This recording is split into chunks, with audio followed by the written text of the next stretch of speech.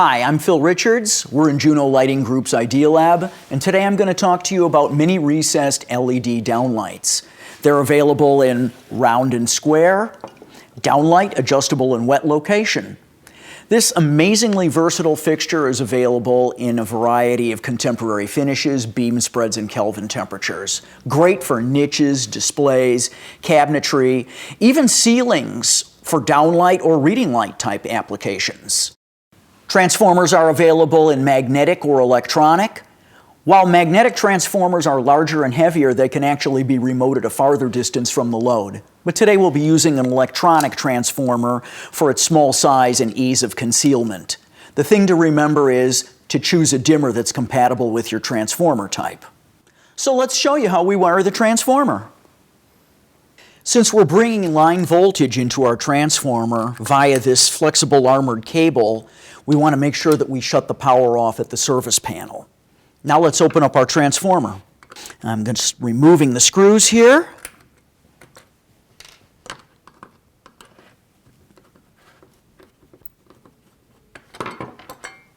And the cover. And you can see on this end, we've got a connector to accept our line voltage, which is coming in. I'm just going to feed that through there.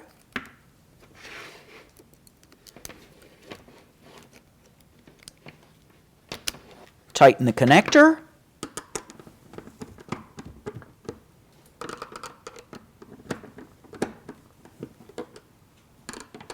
Give it a little pull to make sure it's secure. And one more turn. And I'm going to grab those black, green, and white wires that are coming through that connector into my little housing. And I will attach them to the corresponding wire terminals. In this case, my green ground terminal is loose inside of the housing. There's my ground connection. And my black connection, this of course is a little terminal block, is going to go into the corresponding black lug. And let's tighten that down. Next, the white.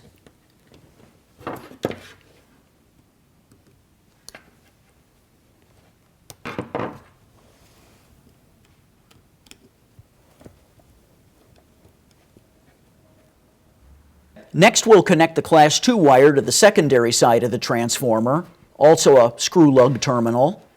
So I'm going to split those wires and feed them through that oval-shaped hole.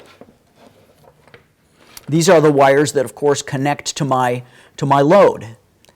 And I'll strip those.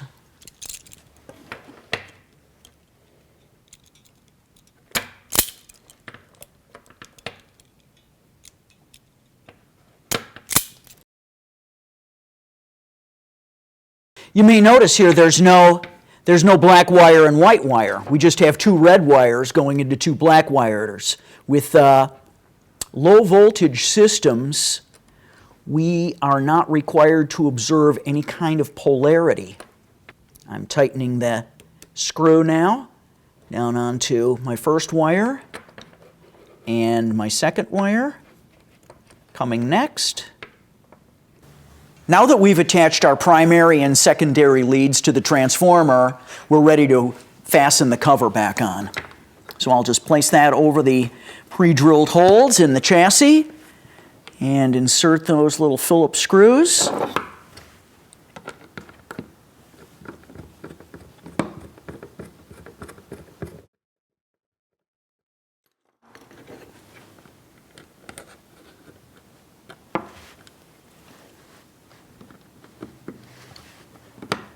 And we're ready to connect our fixtures. So now that we've pre-wired our transformer, we've had an electrician bring that 120 volt power from a J-box installed in the ceiling to the transformer. We've also pre-drilled our 2-inch holes and we're ready for installation. I'm going to reach up through that hole. I can see my secondary wire here coming down. And if I'm real careful, I can grab that transformer and there's my primary coming in. So here you can see my secondary lead that I've already pre-wired to the end. Let's take a look at the fixture now. This is our mini LED recessed, and this is the whole fixture. And the reason why I'm saying that is because people ask me that all the time. It is so small and doesn't really have your typical can housing that it's rather surprising for people. It attaches with spring mounting clips, and you can see here that when I push that up through the hole, I've got them pushed together like that, and as I release that, then they spring down and sandwich the fixture in between the end of the clip and the trim ring is what actually grabs the drywall. So first thing that we're going to do is attach the wires. I'll grab a screwdriver here, and you can see that this little top cover that shields our wiring compartment has a little keyhole, so I can loosen the screw and actually pop the top off without losing the screw. I'll set that aside. And here's my wiring ports. So you can see there's 4 of them. We're going to use these in pairs. So basically we have 2 adjacent pairs. And it doesn't matter which pair we use for going in or looping out, just as long as you use either the left side or the right side, but not the 2 center ones. So I'm going to grab my secondary wire here, and I'm going to take my pliers and put a split in that. And separate those 2 conductors so that I can strip them.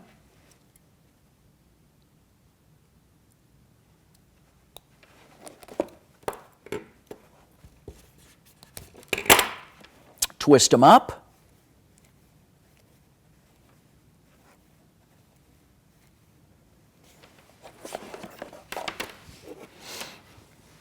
And insert.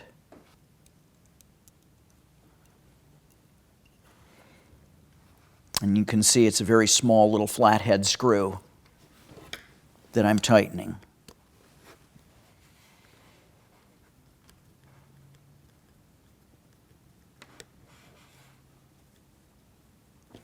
And we'll give the other one a little twist here just for good measure. Make sure they're both very tight. I'll give it a little tug, and you can see that one's in pretty good shape. Next, I'll strip the other end so that we're already prepared to go into our second fixture.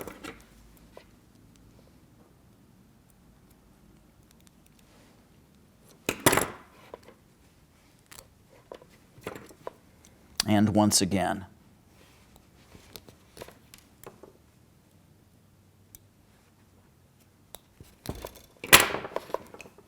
So my wires are connected, and now I'm going to replace the cover. I'm sliding that back onto that screw keyhole slot. Going to tighten that screw. Make sure that nothing is hanging up or binding there. My wires still feel very secure. I'll give that one more little half a twist. And I'm going to feed that wire up through the hole.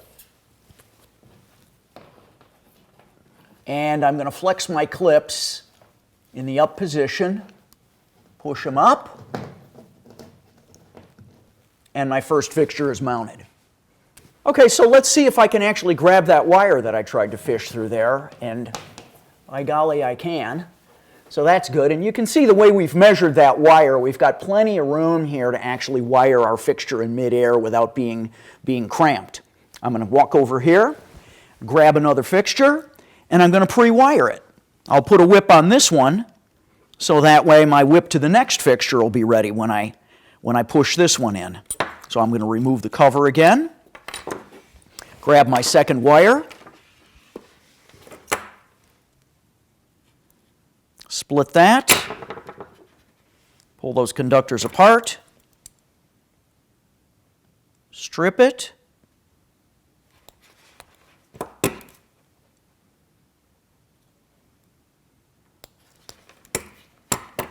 and I'll strip the other end as well.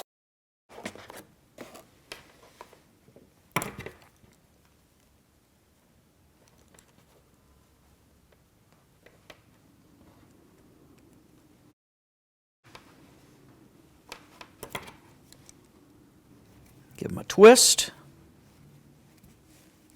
So I'm backing out all 4 of my screws here on my terminal block. Make sure I've got enough room to get those little twisted ends in there. And I'll insert my first wire. Again, as long as you pick 2 adjacent lugs on one side, you're good. We don't have to worry about polarity with low voltage.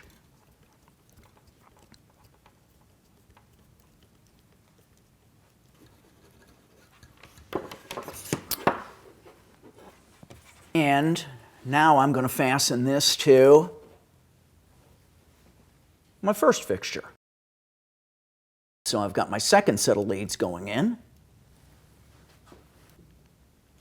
And again, it's really nice to have enough room to actually bring that wire down below the ceiling. So you always want to make sure that you leave enough slack in that wire to give yourself some room to work. And replace the cover.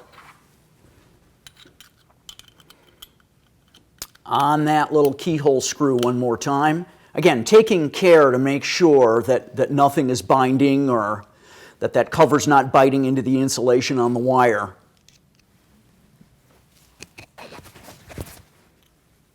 And I'm going to fish my leads, see if I can get lucky again and push that over to my next adjacent hole.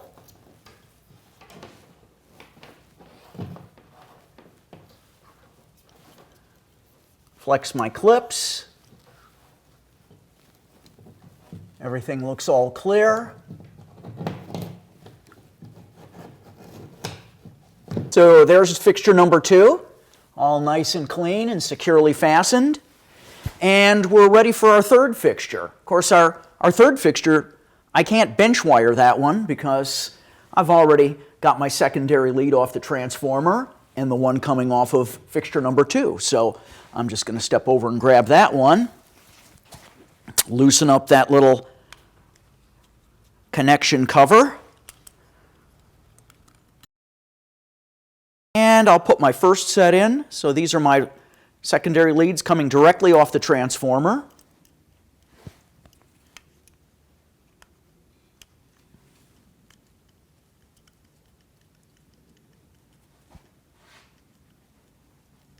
And I'm tightening them down. Here's number 2.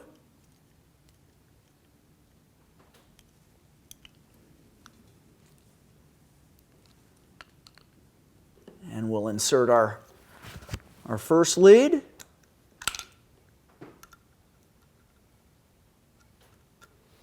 And our second.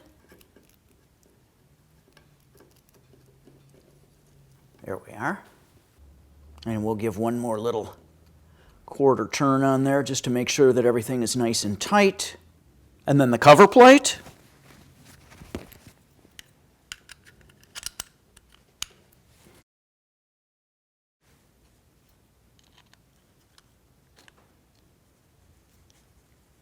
Okay, now I'm going to slide my transformer back up through that little 2-inch hole.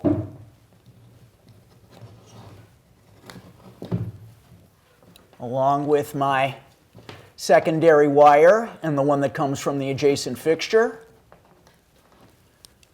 Flex my clips.